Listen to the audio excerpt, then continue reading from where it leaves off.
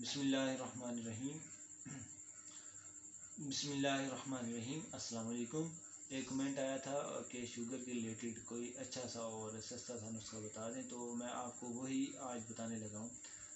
ये बहुत ही उम्दा सा और मुफीद सा और रिजल्टेड नुस्खा आप लोगों की खिदमत में पेश करने जा रहा हूँ, और इसका रिज़ल्ट भी 100% है। बहुत से लोगों ने इसे यूज़ भी किया हुआ है और बआसानी मुयस्सर भी आ जाता है। तो इसके अंदर दो हिस्सा डालते हैं, वो आपको बता दूँ, नोट फरमा लें। नंबर 1 जो है कलवंजी और नंबर 2 पे जो है मेथरे हैं।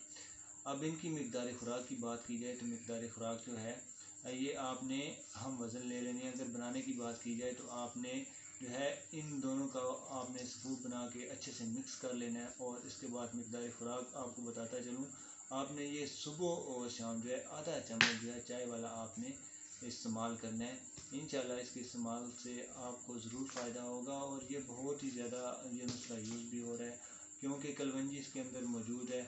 और कलवंजी जो है इसके अंदर जो फीचर पाए जाते हैं ये आप लोग बखूबी जानते हैं कि मौत के अलावा इसमें हर मर्ज़ के लिए शिफा है।